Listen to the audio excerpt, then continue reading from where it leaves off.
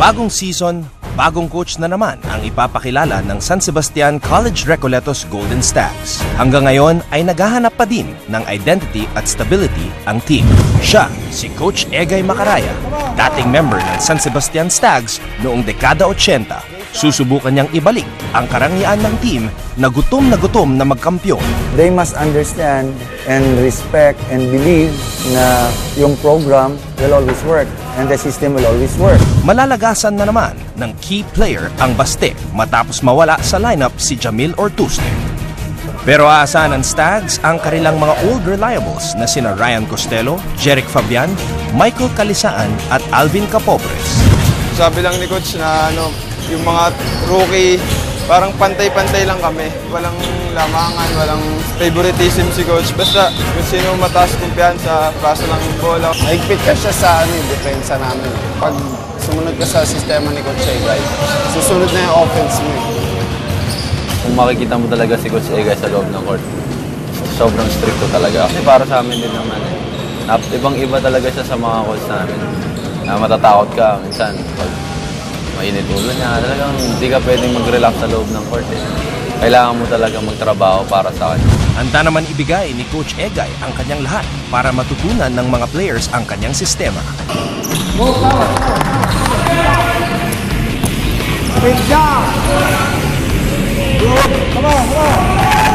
Mostly naman in all my teams, I always focus on team effort. Ang lahat ng ginagawa ko is we focus on the strength of the team instead of focusing on individual talents. Expect lang na maganda papakita rin namin. Running game kami, di kami magre-relax sa depensa, sa opensa. Talagang tatry namin bawat game na manalo. Ito ang inyong San Sebastian Golden Stags. Ito na ba ang simula ng comeback para sa Stags? Abangan natin yan. Kasama ko ngayon ang kailang cheerleader na si Camille. Camille, sino ang favorite player mo sa Stags at bakit? Si RK Ilagan kasi since high school magaling talaga siya sa dress. Magaling talaga siya. So si RK Ilagan na nakakatingin ng 3-point shot. Ikaw naman, Chris, ka ng Perpetual Perp Squad. Si Brett Aquinte po kasi nakikita ko po yung teamwork niya sa team na talagang gusto niya manalo. So teamwork or 3-point shots, alin ang magwawagi? Abangan natin yan sa pagbalik ng NCAA dito lang sa ABS-CBN Sports and Action.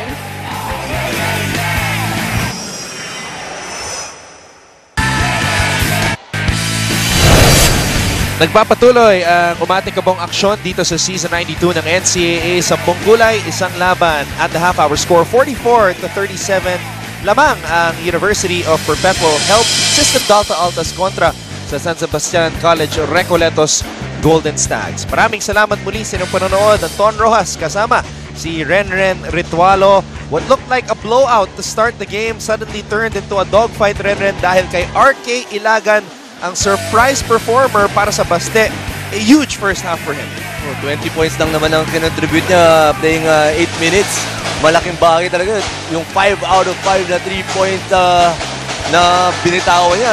Pero yung last two, parang Steph Curry range yun, Ibang klase. And that's good news for all the Baste fans dahil meron silang panibagong manlalaro na pwedeng bigyan ng pansin, pwedeng abangan.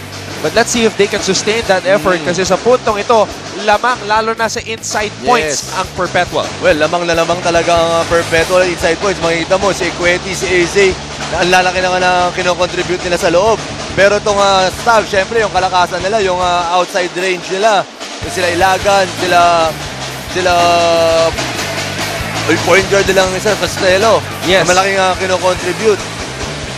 So, and Capobres also. Yes, Capobres. Showing a lot of skill, lalo na sa perimeter. Yes. Shooting from the outside. It's a perimeter-oriented San Sebastian team versus the inside points of Perpetual. At nakikita natin yung mga gumagawa sa ilalim. Siyempre, nandyan si Bright Aquete with 10 points. Aquete, 10 points. Pero tinapatan siya ni Ilagan, 20 points. Capobres. After Ilagan, wala na. 6 points na lang ang pumupunto sa kanila. Pero sila Aquete, madami ang magkakasamang 6 points. Yung Howe and Pido, malaki din ang kinocontribute nila. Capobres, Calisaan. Well, I'm sure they're very happy dahil meron silang bagong pwedeng asahan lalo na sa puntos. Itong ang si RK Ilagan from the San Sebastian Staglet's high school basketball program. Kapobres, I'm sure the entire Sebastino community is very happy right now sapagkat maganda ang kanyang development here in his second playing year. Pero makita natin si Sang Contigo, isa pang intangibles na hindi mo makikita sa stats yung mga kino-contribute niya. Kasi siya yung nagdadala ng bola, siya yung nag-assist. Minsan hindi nag-shoot pero makikita mo yung flow ng game. Minsan siya yung nagdadala. At sabi mo nga, Renren, your observation, medyo mababaw ang rotation ni Jimwell Gikan sa point guard position. So they need a guy who can play all around like Daryl Sigontico. Of course, a team, you're playing against a team who loves to pressure that basketball. Kailangan mo ng extra ball handler inside. Hindi lang pwedeng si Pito ang nasa loob na ball handler. Siyempre, kailangan niya ng tulong kasi mapapagod din siya. Coronel, kapos ang tira sa ilalim. Rebound by Chong. Here comes Ilagan. Ilagan earning his minutes today. Hindi pa nagmimintis dito sa laban na to. Inside pass. Difficult shot put up. Could not fall para kay Kipse. Mahirapan talaga sa loob pag mga inside points ng Stags kasi natin si Akweti. Yung presence pa lang niya na may ilang ka na talaga eh. Ito, hinihingi ang bola. Tumingin sa shot clock. 5 seconds to shoot. Cross-court pass. Ilagan for 3. Kapos. Tinan mo naman yung dalawa, jockeying for position. Siyempre, ganyan ang gagawin kay Akweti. Pagiging physical sila. Nagre-reklamo si Bright. Tinamaan daw siya ng braso. Pido. Could not give it to Mr. Brightside. Hinarangan siya ni Baichong. Pero nakita mo naman yung transition defense ng Stags. Andun lahat sila kagad sa baba. Gustong-gusto niya yung bola, Akweti, galit na galit. Ang daming bumabangga kay Akweti. That's the third personal foul on Baichong, Renren. Lahat ng fouls, asahan mo. Ibibigay ni Baichong lahat kay Akweti. Panoorin natin ang panggaan sa ilalim. May extension yun, Samantala, ang ganda ng pagkakat ni Sigontico. And one for him. Here natin pinto siya. Ang ganda panoorin nito ni Sigontico. Ganda gumalaw with the ball and off the ball. Saka si Daryl Sigontico, hindi pa ganito ang laro niya nung siya ay naglalaro sa Team B ng Letran. Maganda naging role model niya si Draymond Green, no?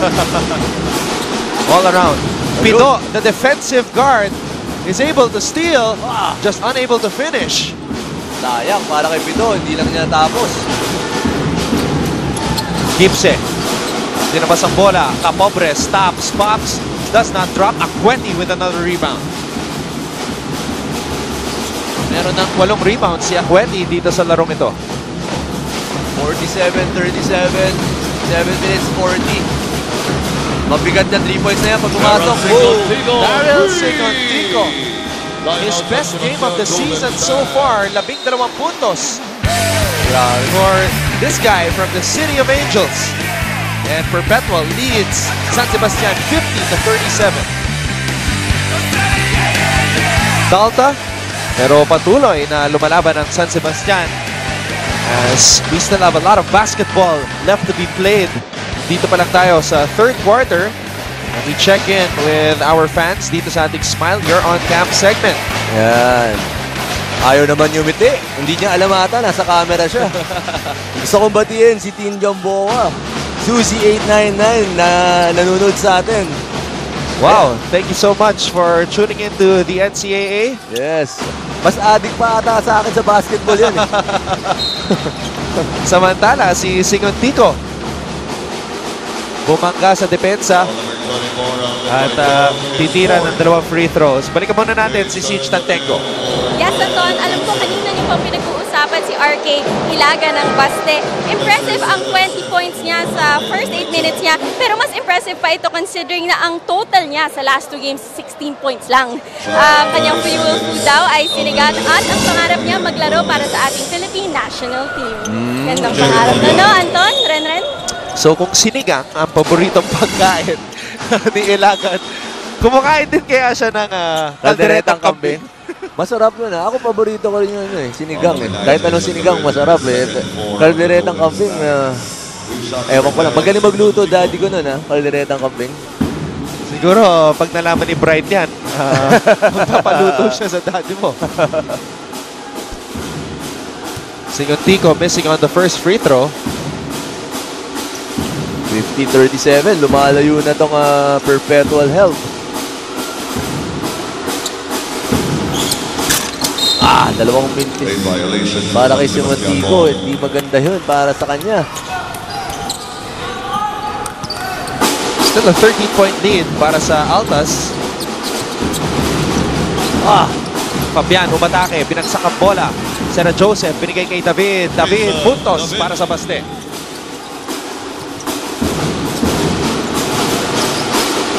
Coronel, Acueti, Pido, binigay kay Ilagan. Ilagan, one dribble pull-up, nothing there. Acueti lost his handle. At napulot ni Ilagan ang bola. Perpetual extending the lead once again. Parang lumalabot na yung depensa ng Stags. Hindi nila ma-sustain yung depensa nila ginawa nila ng second quarter. At the latter part of the first quarter. Kapobres, niladepensa ni Sigontico. Binaba bola dito kay David. Outside, Sera Joseph for 3. Yung mga big man ng Stags, lahat may license to shoot from the outside. Ito ang isa sa ating mga katanungan sa simula ng laro. Saan manggagaling ang opensa ng San Sebastian?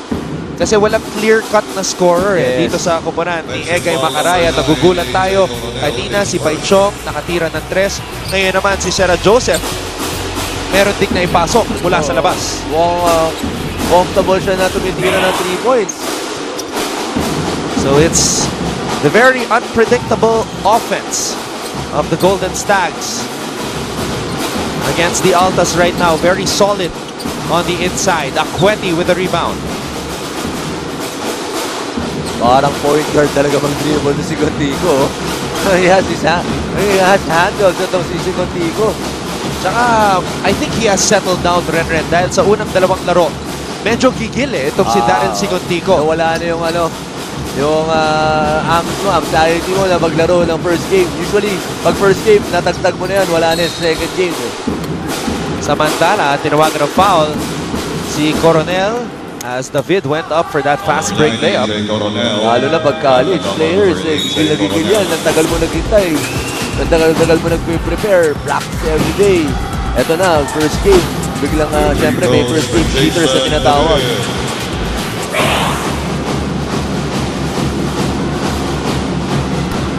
First free throw, kapos para kay David. Isa na namang manlalaro na Tubong Pampanga.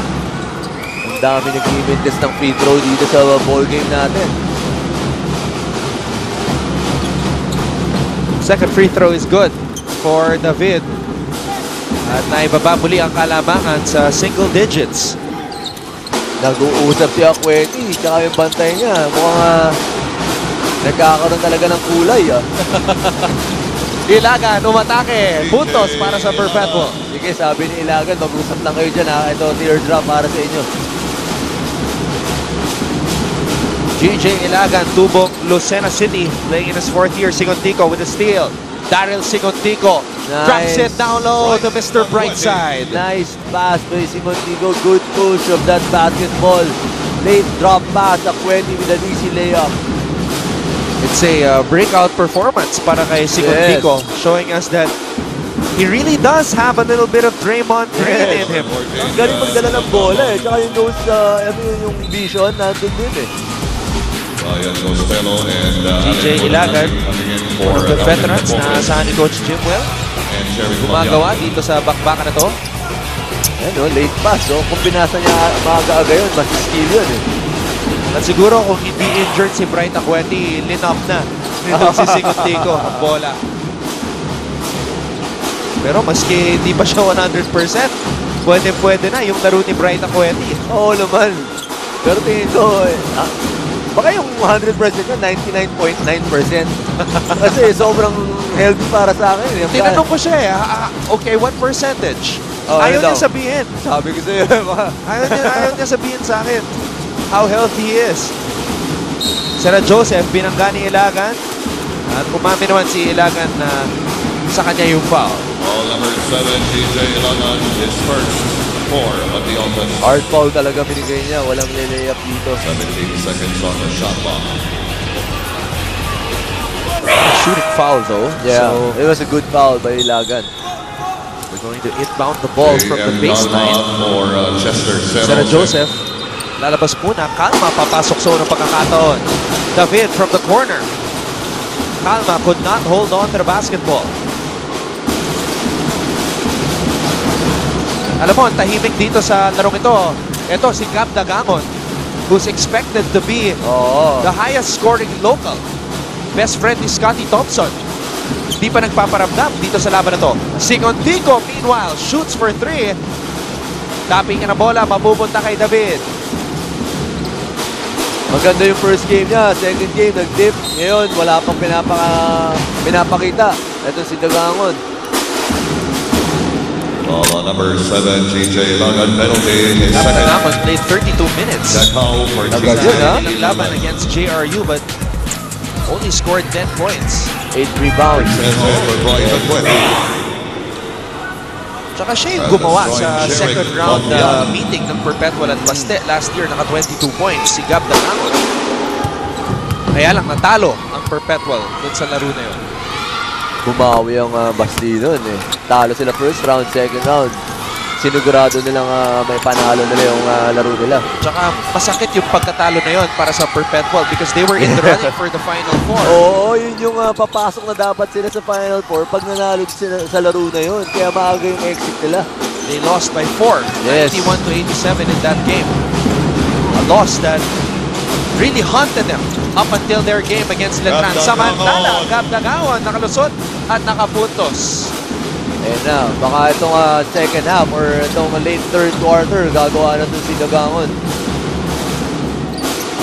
Bulanadi, binigay kay Fabian. Fabian kontra Ese. Supalpal. David from the baseline. Kapos. Howe trying to hold on to the ball. Pero 14 mananatili sa seconds on the koponan ng shot San clock. Sebastian. 58-45, 3 minutes 20 seconds left. Kaya pa to ng Stags if they're gonna do things right. And RK Ilagan for Cherry Fabian. Ayun na si Ilagan. Ganito ata siya pumasok nun. Nagpaulan siya ng first quarter eh. Late ng first quarter siya pumasok eh. Tignan natin kung hahanapin siya ng kanyang mga kakampi. David, tinabas ang bola. Calma. Calma.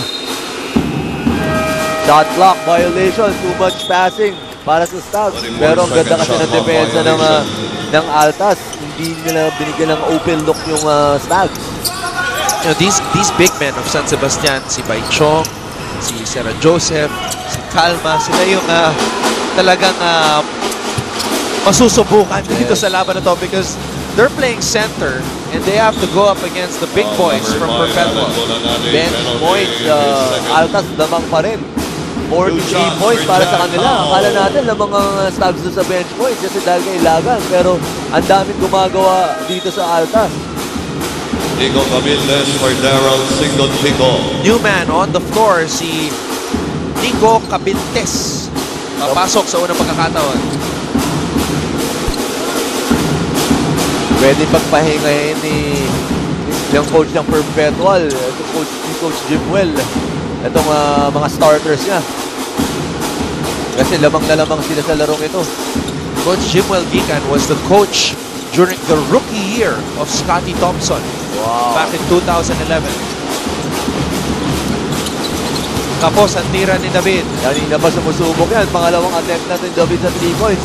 Hindi pa nakakapasok. Dagangon, let's see if he will get going here in this game. Cabildes, binigay kay Pido. That's a 3-second violation on Ese. Timeout Perpetual. Akala niya kasi titira na yung teammate niya, but his teammate passed it off. Dapat tinira na nga. Natawagan doon siya ng 3 seconds doon. Timeout muna tayo. Magbabalik po ang Season 92 ng NCAA.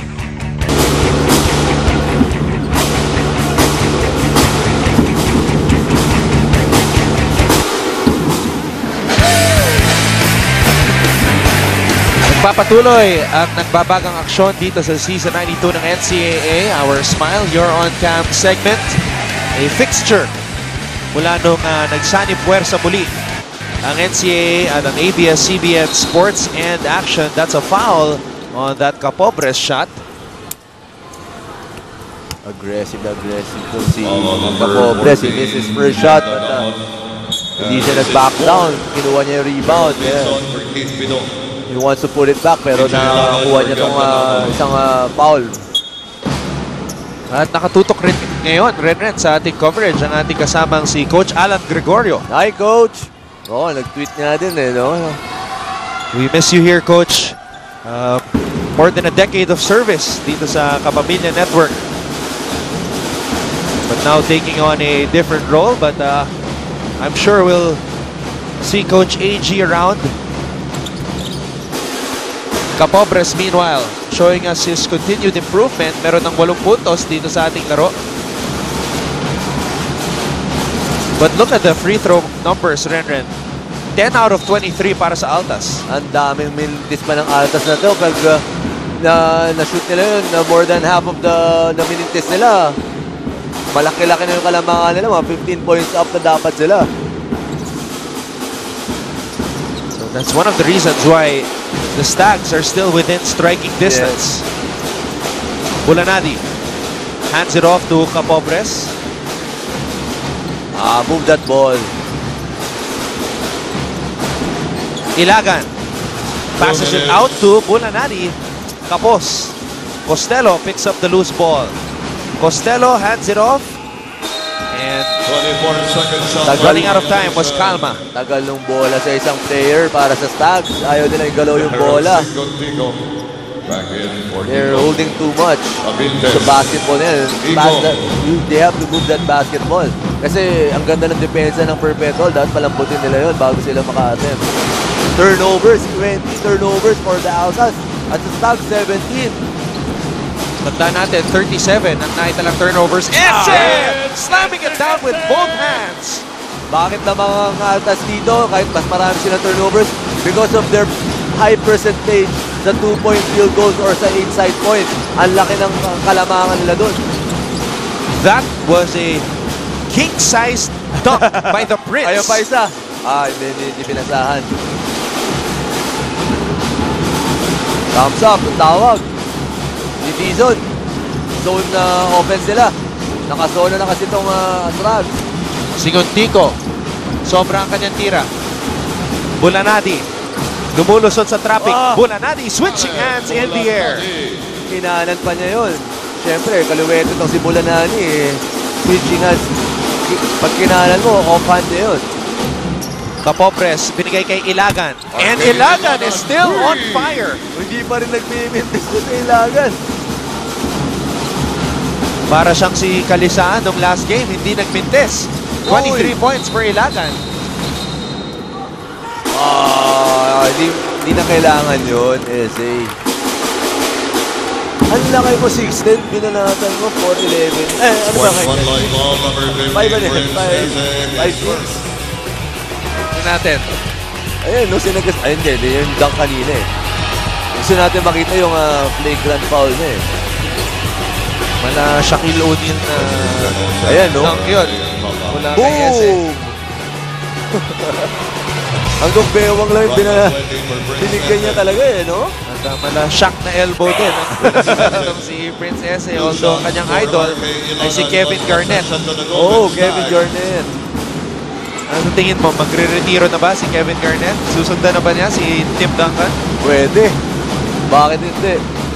Ang tagal na nila naglalaro, no? Grabe yung disiplina nila at sacrifice na binigay nila sa basketball. So tuloy-tuloy pa rin ang pagbuhos ng puntos nitong si RK Ilagan. 25 points. At hindi pa na siya nagmimintis. 40 seconds sa third quarter. Grabe tong, ano kaya sinigang kinaya niya. Siguro ano. May paborito niya, sinigang. Yung pinakamaasim na sinigang ang kinain nitong si Ilagan. Pero hindi maasim yung laro niya ngayon. Matamis na matamis. Matamis eh. Ayan, Ilagan for 3. Wala. Unang mintes. Walang tinamaan sa tirang yon.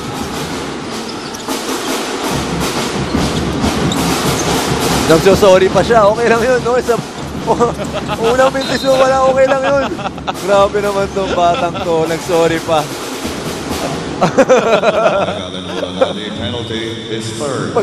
Hanggang ngayon, nagsasorry pa rin. Oo nga eh. Free throws for Jack. Pwede magmintis. Okay lang yan. Huwag mo na move on na.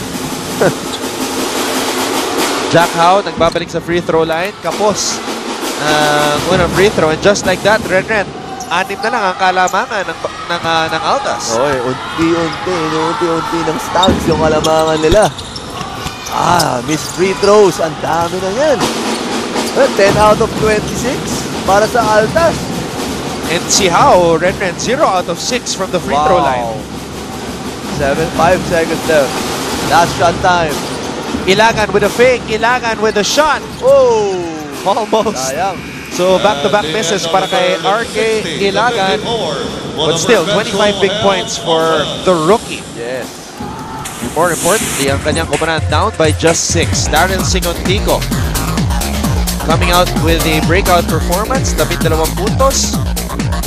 Best performance so far dito sa NCAA.